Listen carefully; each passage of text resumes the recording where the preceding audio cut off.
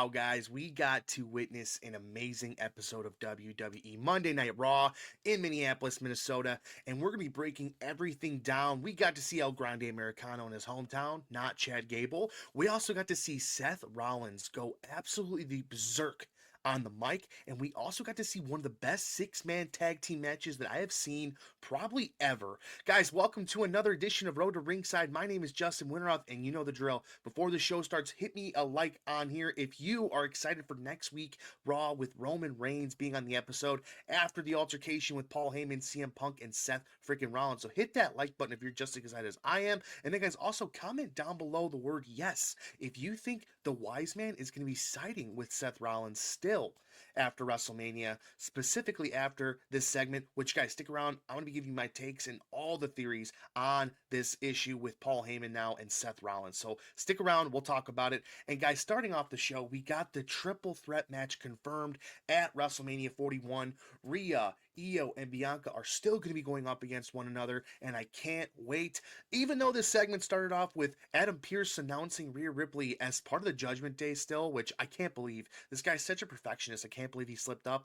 It happens. It just is what it is in the business. And guys, Bianca Belair was getting booed pretty heavily, and I have to say, she's looking very vicious, very heel-like. And I'm not sure what's going to be happening with her and her story moving forward, but my goodness, that was interesting to see. And it's simple. The fans love Rhea Ripley. This wasn't going to be a WrestleMania match for the women's title without Rhea Ripley, and I think tonight was the cherry on top to prove why she might win this match. Now, I still have faith in Bianca, but I think Rhea has the ultimate ability to get the crowd on her side. She is such a great in-ring presence, and she has the ability to make everyone love her, even though she's tried in the past to make everyone hate her. Rhea just has this thing about her that everyone's going to gravitate towards. And honestly, I still have no clue who's going to be winning this match, and I really want to see Bianca take the title because I think that her storyline with Jade Cargill and Naomi really is going to tie into her title reign, and it's going to make it very interesting. But I do want to see Bianca turn heel, and I want to see Rhea continue to go on the pace she's at. And honestly, Io Sky, like it's again, she's still just kind of an afterthought in this whole segment, and I'm really upset about that because I think she's really talented. But I mean, Bianca Belair and Rhea Ripley on the mic, it's just a completely different animal, and you got to have both abilities. Even though Io's been doing great in the mic, she's just no contest with Rhea and Bianca. But I do want to say I loved Io Sky's bump at the end there, bumping Rhea Ripley into Bianca Belair. That looked super painful, and I think that's a great way to kind of icing the cake with this segment and with this triple threat moving forward. And next in the show, we did have Lyra Valkyria go up against Bayley for the women's IC title. And you know what? I get it now, guys. I completely understand what position Lyra is in the company right now. Dude, she's a vet, okay? Lyra Valkyria is acting like she's been wrestling her whole entire life since she was born, and she's acting like she's been in WWE for a very long time. Her in-ring ability it's truly, in my opinion, the best women wrestler in the company. I think Lyra Valkyria just has it. She has everything she needs to be successful. She's just got to become more aggressive, and we got to get some more from her on the mic. And there's no one better in the company to put Lyra Valkyria over, such as Bayley. I think this match was phenomenal. I mean, this was a really good women's IC title match, and this is something that Lyra hasn't had yet, which is good competition. Bayley putting over Lyra in this situation was exactly what needed to happen, and everything about this match was incredible. I mean, Lyra locking her up in the crab. I mean, dude, there's just something about Lyra that you can't deny. She deserves to be in the title picture every single week. Now, this is going to go down as one of Lyra's best matches ever, in my opinion. It's going to be one of those things where you're on TikTok late at night and there's going to be like a Lyra Valkyria, vignette, and then she's got some cool like song behind it. I think this is one of those matches that we're going to be seeing from a long time from now, and it's going to be her highlighting her ability to be a good wrestler. So I loved every second of this match. She did a phenomenal job. Now, what are we going to be seeing from Lyra moving forward? That's the real question here. Are we going to be seeing some more aggression? Are we going to be seeing some more promos? That's what I really want. I want to see Lyra get in the mic and just destroy people and just do what she does best, and that's wrestle them and beat them, but also being aggressive on the mic. All right, next up, guys, listen, I think this might have been the best match that I've seen in a whole year. I'm not kidding. So I think this was the best match I've seen since WrestleMania 40. This was absolutely incredible. And we got the spot of the night, which one of the members of the LWO jumped off of his teammate and then off of Brutus onto Brutus Creed outside. I mean, he jumped off Julius onto Brutus outside the ring, and he was so high up in the air. It was unbelievable. That spot was something that we're not going to be seeing for a long, long time because that looks super dangerous. But I loved every second about this match. And you know what, guys? The Creed brothers definitely had potential. I think that this match helped them out and helped their case to possibly being tag team title winners down the line. They did a phenomenal job. And guys, I cannot wait to see what that men's tag team division is going to be looking like. I do have a little segment here a little bit later, so just hang tight. We'll talk about the men's title shortly. But guys, the Creed brothers and the LWO are two amazing chemistry-based teams that are great with one another in the ring. And of course, we got El Grande Americano, and we also got to see Dragon Lee, and that was just the matchup of the night right there. These guys are amazing, and we did see Ivy Nile sneak El Grande Americano some kind of metal apparatus to put in his mask, and he was headbutting everybody. So I mean, guys, if we were it was any more clear that this is Chad Gable, come on, this is totally Chad Gable, right? I mean, come on, we just gotta drop the nonsense here and just admit that this is Chad Gable. But I do love the facade, I love the kayfabe. This is really cool to see, and we finally got a Chad Gable WrestleMania match, guys. We got Chad Gable going up against Rey Mysterio at WrestleMania 41. I mean, this is probably a dream come true for Chad Gable because he probably wanted to be in WrestleMania his whole life and he never got the chance. And now this is his opportunity, and he's going up against arguably one of the greatest of all time. And it really ties in perfectly with his lucha persona. And if there's any chance we're going to be seeing who El Grande Americano is, it's going to be at WrestleMania 41. So I can't wait for this match. And I just want to say one more time that this was one of the best matches that I've seen in a very long time on Raw and even in the WWE in general. So great freaking job to you guys.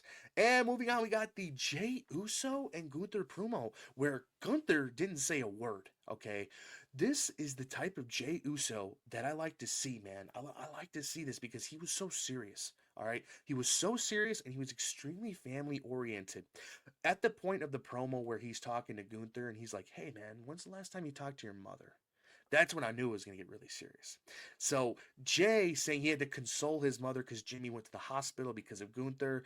And guys, let's not forget, literally 1 week ago, and this just goes to show how mature Jay is being in the situation because 1 week ago, Gunther was literally bathing in the blood of Jimmy Uso, literally bathing in it. So you cannot deny that Jey Uso is no longer afraid of Gunther. He said it himself, guys. He's not afraid of Gunther, and he's ready to get down and win that World Heavyweight Championship off of Gunther. Again, not one word was spoken by Gunther, and Jey Uso is ready to go, man. He's ready to go, and this is the exact kind of thing that I needed to get me pumped for this match at WrestleMania 41. And I probably am. I can't imagine anybody not being excited about this happening at WrestleMania 41. This is gonna be such a great match, and the story. It really evolved. It really evolved, and I gotta tip my cap to Jimmy Uso for sacrificing his body so his brother can get over and possibly win that title. Now, guys, my fantasy booking here is that at some point we get Jey Uso versus Jimmy Uso for that title. Whatever. I know it's down the line, but I want to see something like that happen. But guys, ultimately now it is personal, and I think Gunther may lose. So we'll see how that goes. But I just want to say that this is exactly what we needed to get this story off of our minds in the negative way, right? Like there's been so much negativity surrounding Jey Uso ever since the Royal Rumble win, and now this just silenced all the haters. Okay, now I'm not a big fan of the yeeting. I'm over the yeeting. We started off 3 Raws with a bunch of yeets for 10 minutes, but you know what? He deserved it. He's been working his ass off, and he finally is getting a payoff, and I think this is exactly where this needed to go. So shout out to the creative team, shout out to Jey Uso, and let's see what happens at WrestleMania. I cannot wait for this match. All right, guys, we did get the tag team title match with the New Day versus the War Raiders. And you know what? A New Day really needed this win to kind of give us a little bit more of that story. They're heels, right? They're evil beings. And we got to see that unfold tonight. This is exactly what the New Day was supposed to do all along. We've been missing out on this for several weeks, and their story really lost a bunch of momentum because I don't know why. They just weren't in shows and everything happened. But you know what? The more we talk about Big E, the more we're going to be able to see the New Day kind of evolve into this evil, conniving team that they have become. And the War Raiders guys, I got to give my props to them. They're just pure talent in the WWE, and I think that at some point we need to see some kind of War Raiders face turn. I think we need to see Ivar go back into solo competition because he was so great when his partner was injured. I really, really love seeing Ivar in that solo circuit, but obviously there's going to be some time that's going to have to develop for that. I still want to see a DIY separation because again, Tommaso Ciampa had a great singles run, but I can't be too antsy here. We'll have to see how this cooks and how it simmers.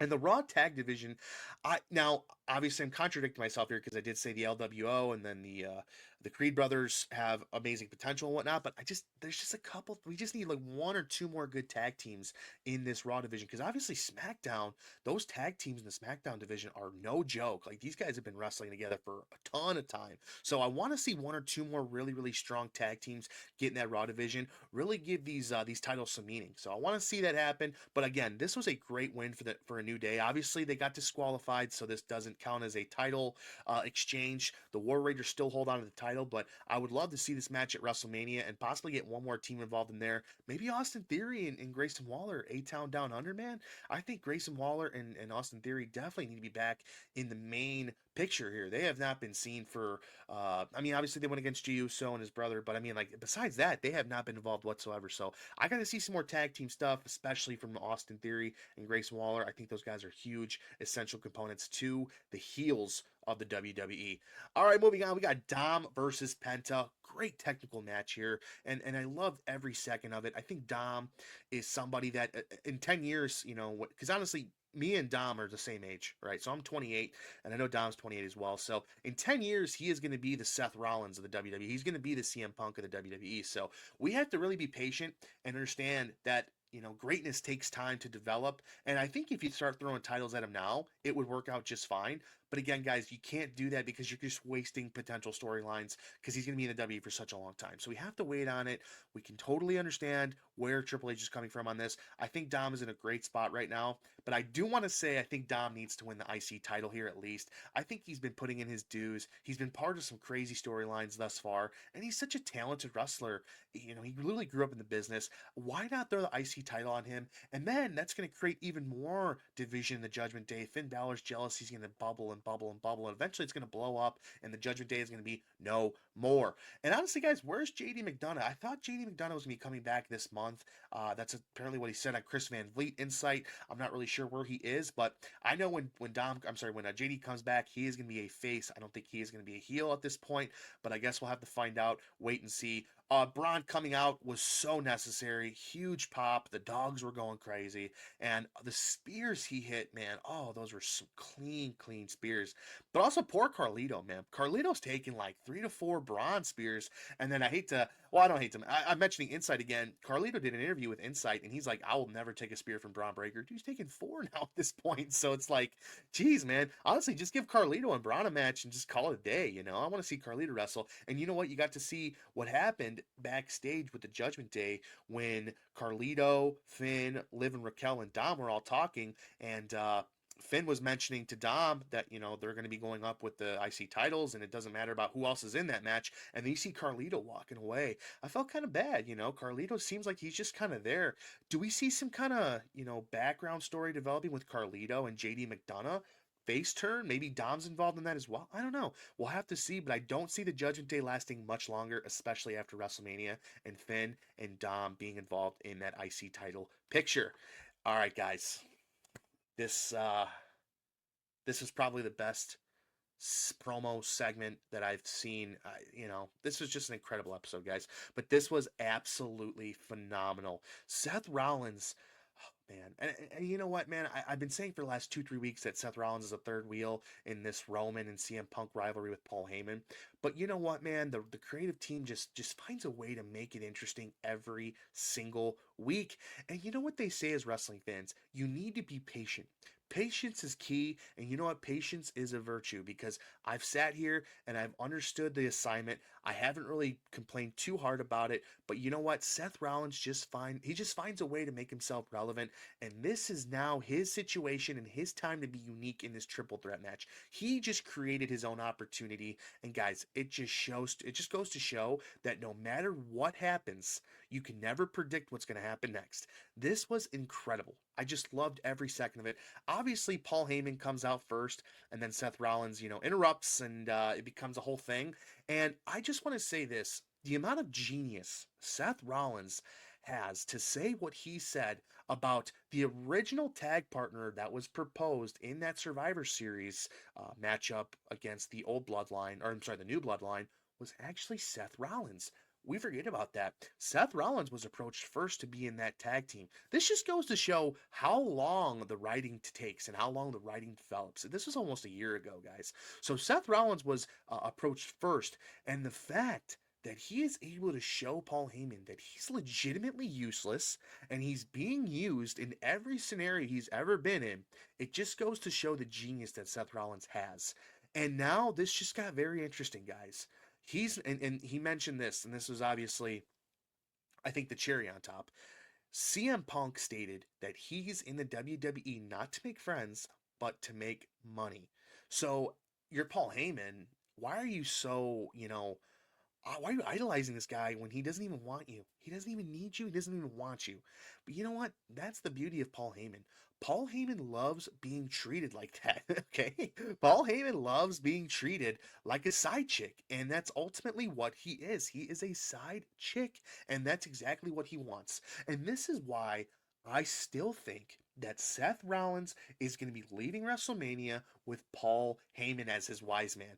I firmly still believe that. I think this is exactly what needed to happen in order for Paul Heyman to realize, wow, Seth Rollins is someone that I've never teamed up with, and he treats me awful. I need to go on his side. So I think that's exactly what's going to happen. And again, I just want to give my roses to the creative team here because literally, just yesterday I posted a video where I'm like, yeah, Seth Rollins is just kind of in this thing now. It's like, whatever.